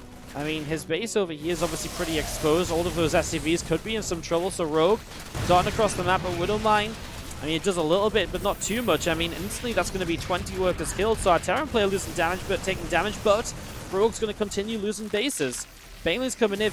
The Banes can come up in time to defend here. That would be huge. Widow Mines being target fired down by Queens. Banes are about to finish and start rolling in towards these Marines. Those Banes kind of went a bit too far without actually connecting. SCV still going down. Rogue's killed the bottom side planetary fortress. He just needs more Banelings to clean up these Zerglings. His Lings are kind of still all over the place, chasing SCVs and more. There's so much bio up here, though, and Q has 3 upgrades, which means Lings alone are not going to fight them Marines, and Q is going to do enough. He takes down base after base, and Rogue is going to have to go to a game 5 if he wants to win this, it seems. Q is going to find game 4. What a series this is turning out to be. In the bottom right-hand side, our blue Terran player is Q, who has been able to tie this up. He is fighting for TVT final and TVT rest of the day. Honestly, I'm cheering on Rogue purely for the fact I'd love to see a ZvT final. Again, our second semi-final is Dream versus Gumiho. And once that wraps up, we have our final coming up as well. So both those series will be played tonight and are still to come. So lots of games still going on here, guys. What's up in the chat? Who are we cheering on? Let's hear if you're cheering on our boy Rogue, our boy Q. Let us know who is your pick here today. As you do see, the Reaper Command Center. Standard Reaper expand to start off with here. So Q last game for the first time didn't go for a fast 3cc. He instead went for the double gas. So I'm very intrigued to see where that double gas kind of takes him now, as this Overlord from Rogue will spot the SCV coming in towards the natural expansion. 2 Queens and 4 Zerglings on the way up. Yeah, 2 Queens, 4 Lings on the way up. Link speed starting. We're just going to be seeing the command center on the natural factory dropping in as well. So yeah, getting this ready to roll as we see the SCV from Q just on the way up in that main base. Overlord of Rogue is going to go down the right-hand side. And again, that Reaper just dropping a grenade. Link's taking some damage. Drone going to pop into a Spore Crawler. And this drone going to pop to an Extractor. So far, so good. No real losses. And the initial Reaper Ling dance yields no kills, no death. So far, at least, as the Reaper will just continue to hunt around, see if there's anything else to have a look at here. Obviously, scouting is quite important, and getting into the main could give him a bit of info if there's maybe a fast Roach attack or so going on. Pneumatized Carapace is the next upgrade from Rogue, though, so he's just getting his Overlord speed up. Remember, Rogue pretty much played that entire last game from... He pretty much played that entire last game from behind, right? He was playing a really, really slow, kind of low drone count for where he wanted to be because of the Hellbat attack. And even though, obviously, we did see Q again, taking some damage as well, it definitely was Q that came out in the slightly better position. What's up, Nick Pastrunks coming in with the 200 bits. Thank you so much for the couple hundred bits. Thanks for supporting the stream. Much appreciated. As we do have the Reaper escaping out down the left-hand side. 2 more Hellions, a Viking on the way up. Overlord will scout into the main base here. Center finishing off. We've got Ozabam in the chat saying, Rogue, kill the Terran. Jimmy Jam Jaws loving some Cure right now. Always good to see who you guys are supporting in the chat. The Speed Overlord will get out. And for the first time, we have a Fusion Core. So it's a fast 3cc into the Fusion Core, into BCs. We haven't seen Rogue have to respond to this at all yet in this series. So for Rogue, this is going to be something a little bit different in terms of how this series has been playing out. And I wonder if that means Kira is also looking to play mech here rather than bio, because that's what it basically meant for him yesterday. As the third and fourth gas is up on the natural. So this is a real kind of 180 turn in kind of how the games are going so far for Kira. Now Rogue's going to drop down the lair, which means he will be on his way towards Aspire soon enough once he figures this out for sure. I believe he's coming in now, sees the starport, and he will be not actually into the natural, which is where the Fusion Core is. So he's actually a little bit blind as to what this is, Rogue. Does start the Roach Roaring though, which is a pretty good sign that he feels like this is probably going to be mech, and probably because he knows it was a 3rd CC and he doesn't see Stim starting. What sort of 3rd CC build really works out where you don't have Stim? So I think Rogue actually does have a good read on what's going on here. Even though he hasn't seen the Fusion Core, it's what else he sees, you know, and what isn't here in the main base that can tell him a lot more about what Kira is up to. In comparison to especially the last games, we've seen Stim starting pretty much at the 5-minute mark or earlier every time, so not seeing it here. No tech lab on the barracks. Big telltale sign. Now we do see Zerglings gathering up on the bottom side. Hellions will roast down a Zerglin as well in the center of the map. Another Zerglin comes forward, takes the watchtower, sees the Hellions coming in. He's like, yep, I'm out of there, guys. I'll go back another day. You know, I'm going to take today off. Maybe just try and be annoying, but we'll go down. Battlecruiser teleports in. Queen's instantly in position. 3 of them, at least, they're derping around a little bit. Spore Crawler relocates. No Spore on the natural expansion, though. Other Queens are on the way over, though, so BC will continue to take some damage, and now, obviously, we'll start to pick away at a couple of these drones. But yeah, pretty good damage onto the Battlecruiser, and the Queens will continue to chase. This ramp is covered with creep spreads, so the Queens will continue to chase with speed as well, which is nice because it means they get in for a few more shots on the BC. The more damage it takes, the less it's going to be able to continue doing until it goes home and repairs. It will probably want to stick around until it at least gets a couple of Yamatos off. So we'll look to make use of that, as now we have a super speed overseer into the main base, scouting around to see what's going on. Vikings so far is not quite going to get the kill on that overseer, which will make it out alive to the left. This BC wandering around, hasn't been able to Yamato anything just yet. Soon enough, though, it will have that teleport off cooldown, so it could go in, Yamato, and teleport away. He might just be bringing it back for repairs already, but now he does turn it back around, so a bit back and forth there at the moment as we see the infestation pit is done, and we see, oh, Rogue's going for a very different style of kind of countering this than what we've been seeing a lot of as late. Lately, you've been seeing a lot of players going in towards the Spire and just getting Corruptors up to shut down the BCs. Rogue's going to be looking to rely on Neural Parasites, so a very different approach to what we've been, like I said, been seeing recently. But it was a very popular way of dealing with this kind of, you know, I'd say about a month ago or so. Trees.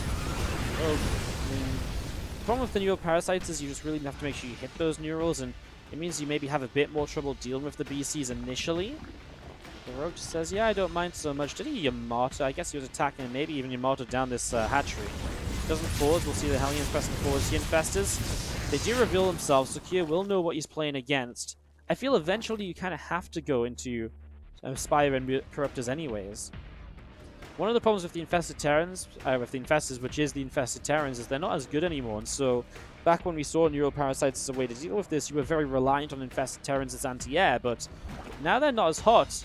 It's not really as easy to kind of shut down that air army. So, like I say, that's one of the reasons I'm very intrigued to see how well Rogue can do this now, as we see Hellions lining up over on the left-hand side. The Roaches from Rogue pulling back up towards the top.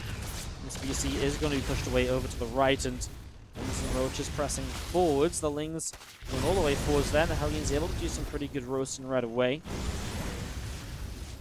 Bit more damage being done. 3 more Infestors on the way out. Roaches back up to the top side. Nice Fungal Growth actually going to trap those Hellions in. Oh my god, a great Fungal Growth. If there was ever a moment to Fungal Growth some Hellions, that was absolutely it. Still loses 4 drones in the mineral line, but that was a nice little shutdown. What's up, Live and Let Die Online? Thank you so much for the 500-bit cheer in the chat. Thank you so very much. All the bits coming in today, guys. Really do appreciate it. Thank you so much. On the last day of August. Can you believe it's September tomorrow already? It's actually crazy. Rogue makes the accidental swarm host. That's not intentional. Spire and the Hive, then, I mean, that's absolutely his next stage. I mean, Vipers, a couple of those, maybe. I think the priority is just Corruptors and Broods. As Rogue up to 4, going into 5 bases. On the bottom side, the Hellions are able to get rid of a couple of Zerglings there. The BC from Cure. Continuing along the left, the Lingers and the Roach able to pick off the Hellbat too. Now a Nidus network. I always love this when the Zerg gets aggressive with the Niduses. Just a great way to keep the Terran on edge, keep the Terran back at home, keep the Terran busy. I mean, the more you can busy up the Terran and keep them occupied, the more you can just build up, of course. And the more you build up, the better time you're probably going to have overall. As you do see, Roaches will move down that ramp. The Infestors coming along with them. Aggressive forwards, the Ling Roach army will chase down those Cyclones and Hellions. Red Aspire starting up in the main base, as we do again see the Zerglings running around over on the left-hand side. Hellions going to press forwards and just going to be picking off a whole bunch of Lings. Some Roaches here from Rogue, attacking in on the rocks, and again on the bottom side here, a couple of Lings getting blown up by that planetary fortress.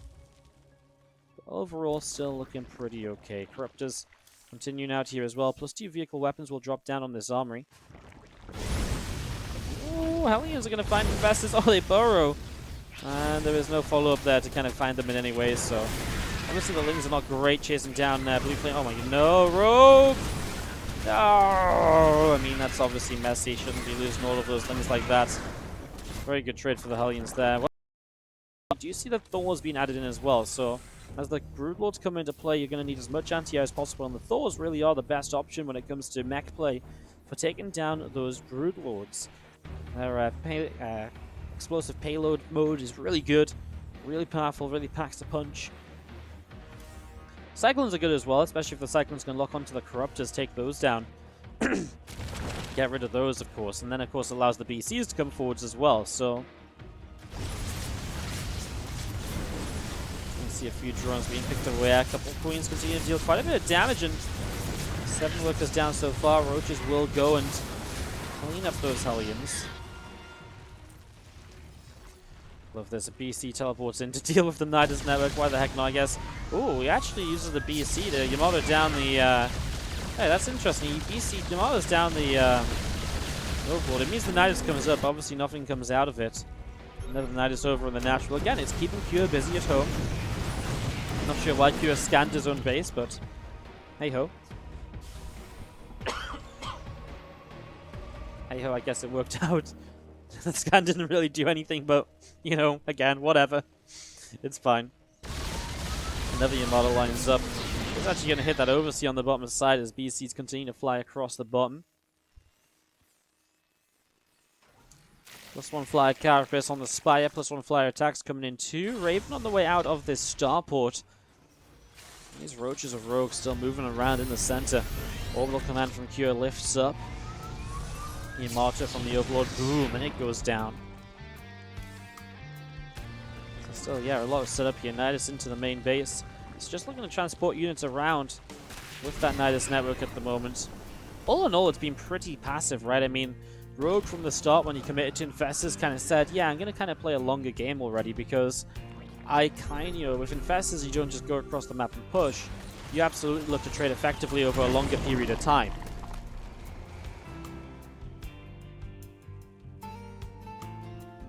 Cyclones and tanks pushing this top right side. Now the Broodlords are nearby. There's only a couple of Thors in this army. 2 more actually following in. Some Roaches on a counter-attack over here. I mean, this space is extremely exposed. Oh, what's going on over here? The Infestors finding some of these battle cruisers.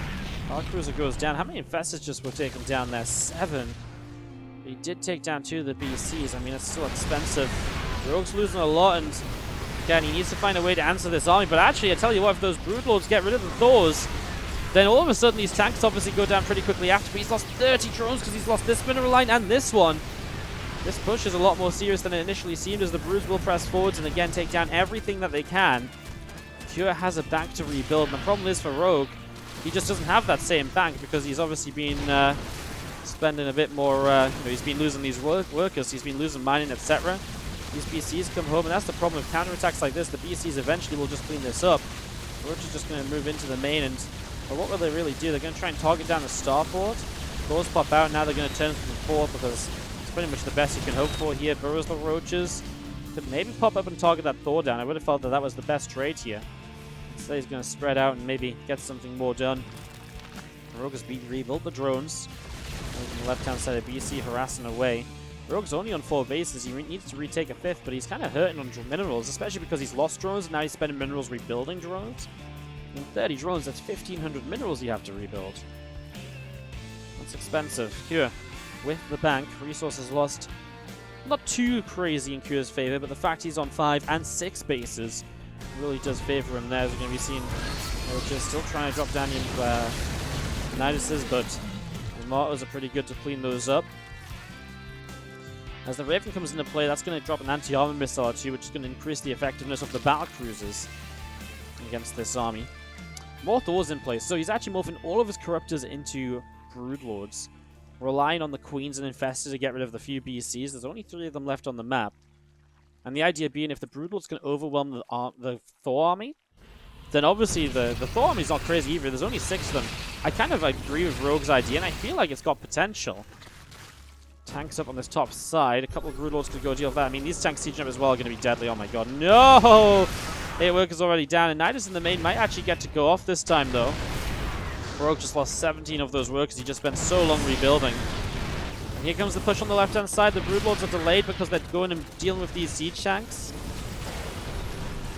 I mean, Rogue absolutely has to clean this up. He can't lose this base. Absolutely not. You're going to see an anti-armor missile hitting those Broodlords across the map. The Nidus is up and not being used for much at all. The Broodlords will do a lot here. Again, another anti-armor missile doesn't really do anything just yet. And those Thors will go down. I mean, the Broodlords are good for the moment to clean this up, but it's, again, the damage already done. Oh my god, the drones have just gone back into a Blue Flame Hellbat. Finally, the Hellbat is not target fighting him. The Spine Crawler will kill it. Rogue just doesn't have the bases, man. It's going to be a Neural Parasite. He will be able to kill this off with the Infested Terrans, but that's a lot of energy just to kill a single BC. Oh, Cruiser dies. 4 more Infestors in production. Again, Rogue just needs a 5th base, and he's going to start it up here now, but again, is that just too late? Kira's just mining so comfortably. He's the one that's consistently dealing damage across all of this, so absolutely the one creating issues at the moment is going to be seeing those Broodlords and Infestors hanging out on the left, a couple of Lings pulling back as well. Corruptors continuing up here in the natural expansion, so continue to set that up. Changelings from Rogue going across the right-hand side, and again, a few siege tanks and Thors in the center of the map. We're going to see those Broods able to take down a Thor. Kure just has so much money he isn't even spending at the moment. I mean, it feels like Kure kind of has this one under control, guys. It feels like Kure kind of has this one under control. We might be seeing a TVT Grand Finals, of course, as other semi-finals TVT as well, so it's going to be all of the TVT for you.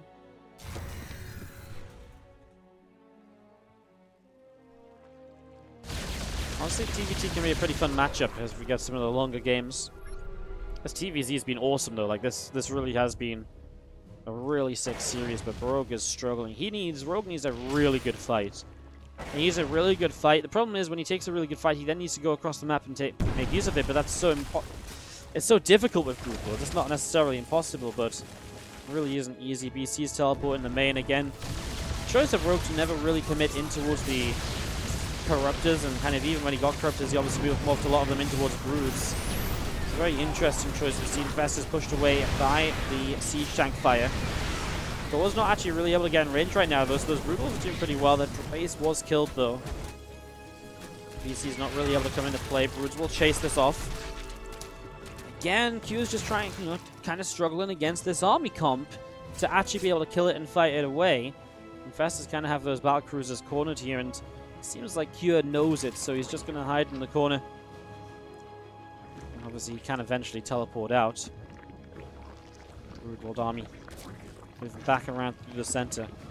So what can Rogue do to win? I mean, I feel like he's tried a lot of different things. You know, the Nidus were a nice idea. The problem was every time a Nidus came up, he wasn't actually able to use it aggressively because he had no ground units to make use of it with. Let's go to these BCs. I mean, that's nice. It will cost a little bit of money to replace those. I mean, we're talking about a 5,000 bank, though, from Cure. So a lot of minerals and gas in play, right? So he's got his entire bottom side of the map, and resources lost is even. So what Rogue can do, if Rogue can sit and trade evenly, and eventually mine out this left side and then defend the right side, he will be able to get this to a point where it's basically a stalemate on money. But he has to trade evenly, and he has to defend at least this base, right? Because if this base doesn't get defended, he's just in a lot of trouble from the start. Now, we are going to see anti-armor missile dropping down. A couple of Thors there, though, already down. And again, the rest of the Thors are just so out of position. There's so many Broodlings coming in. Infested Terrans, too. This is going to be a huge cleanup from Rogue. Well, meanwhile, an army goes up to the top right side, so that's going to pick off a base. The Rogue holds this base, cleans up the entire army in the process. These few Broodlords were kind of picking away at units here, but now they're really going to start dealing some damage, but the base will still go down. A couple of Thors actually come over and we'll find these Broodlords, so obviously realize they were over here defending. So those Broods will fall. His army now has continued forward secure. Will have some bases denied. This is what Rogue needed, right? A big win that he can then maybe push forwards with. It's not as much of a push now that it's a later stage of the game. The drone's going down over here as well. Q is still the player with a bank, remember, so when it comes to losing workers right now, Q can definitely recover a lot better than Rogue can. But Rogue has the army supply, and Q just can't produce fast enough, and I mean, what he is producing, I'm not even sure why he's still building so many siege tanks when the Broodlords are a major problem that he feels like he has no answer for. So Rogue's still pressing forwards here. These Broodlords will finally clean up over on this right-hand side. So that attack goes down as well. These couple of Hellbats are getting even more drones. Infested Terrans will eventually clean those up. The Broodlords continue marching forwards. This is 20 Broodlords more or less. Obviously, some are left at home against literally 5 Thors of anti-air. There's no anti-air! Cure has no way to kill the Broods. Obviously, the Infestors are here if they can support for Neuroparasite or so as well. That'd be amazing. A few Roaches on the way up too. I just don't understand what the idea is with the siege tanks. Why is he still making siege tanks? Why isn't he just purely on Thor production? Thors are going to gather up in the main base. Cure is maybe hoping that, you know, Rogue maybe presses too far forwards. Cure is in his main because he wants to protect his production for as long as possible. Rogue is going to clean up almost the entire map. Now, there's a base over here that Cure will get up that Rogue doesn't know about.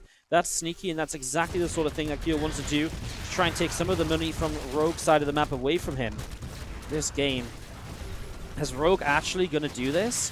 Roach is running in over there to Plantree. You don't want to fight that. They should be a bit more careful.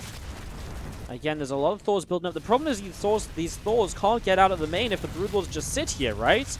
Like, where are they going to, you know, how are they going to realistically move down this ramp? We see Ghost being added on. EMPs could be huge against Infestors and Queens. Already the Broodlings starting to drop down. That's already a Thor going down before anything is killed. A couple tanks in the front. As the factory goes down, it'll open some space. It's a very choked up area. A lot of Infested Terrans dropping as well, though. I mean, anything that these Infested Terrans can do to help out is Cure. He has no answer, does he? The Broodlords are being transfused. The Broodlords are coming in from the north side as well, and this is just Cure falling apart in the main. How has Rogue done it? Cure has no anti-air left. There's no answer to Broodlords. Infested Terrans are going to kill the production. The Ghosts are running to the corner. Cure has got to be wondering what on earth he messed this up for. Or why he, I say what he messed up for, how he messed this up, because, my God, this was a mistake. This was mistakes made. Absolutely. As Rogue presses in, and he is going to clean this up. And he is going to go to the finals, isn't he? I mean, you heard me talking about the ZvT finals. I feel like it was a done deal that's backfired. The Broodlords have just been unstoppable here in the end, and Rogue kind of knew what he had to do to win. Sit back, defend, and he absolutely did it. Rogue, what a win from him. As we're going to see some Broodlings in the corner there fighting against those Ghosts. More and more of these Broodlings dropping down and continue to fight very well. As we're going to be seeing just again more racks dropping down. Damn, this was absolutely crazy. Big EMPs on the Infestors, it doesn't matter. There's nothing more to be done, and Cure is going to be dropping out in the semi-finals. Rogue will go to the finals. I can't say it enough. Like, I'm still trying to process it in my own mind. I mean, Cure's trying to build up factories elsewhere on the map because, you know, he has so much money. As Rogue cleans out the main base, I mean, there is a lot of bases on the map from Kure, but there's no way he gets enough up to truly fight those Broodlords, right? There is just no way. We're just going to make sure he picks up everything in the main as Broodlings do start making their way up this right side. The Roaches have found the production. We're seeing Cyclones being made. I'm not sure if Cyclones are going to get a chance to lock on with that many Broodlords. Broodlings are going to be coating the ground. A sea of them advancing forwards. Roaches are already picking off this first factory here. This is really, like, Kure is really just like processing this right now. I really don't think you can believe it. As Rogue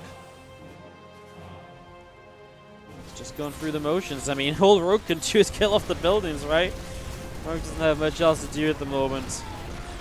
Damn. More Cyclones on the way. I mean, Kure's going to try and run around the map a bit, maybe. A massive infested Terrans over here to pick away at these factories that have just been built up. So trying to stop production over there, and there it is. The GG from Kure.